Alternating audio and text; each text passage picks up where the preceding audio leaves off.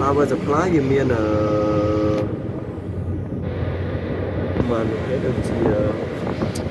ច្រើនភេទដែរតាក់ទងនៅនេះវាជា power supply មួយដែលបំលែងកង់xongបានន័យថា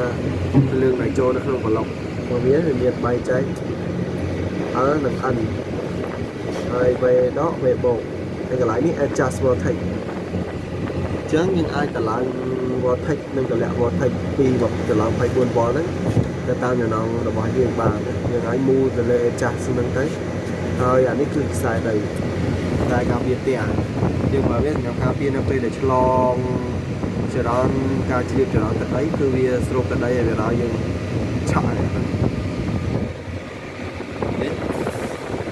ក៏វាហ្នឹងគឺអាហុក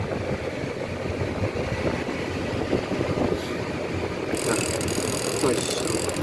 ឆ្លងទៅแล้ว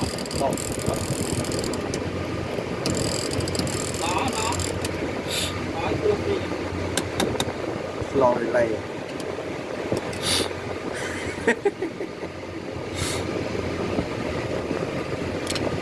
relay ហ្នឹង relay limit speed នៃការកំណត់ការrun ទៅការវិលរបស់វាហ្នឹងវាវិលទៅចាប់ទីតាំងដែលផុតអញ្ចឹងវាចំ limit ហ្នឹងគឺវាឲ្យសញ្ញាហ្នឹងឲ្យ motor ហ្នឹង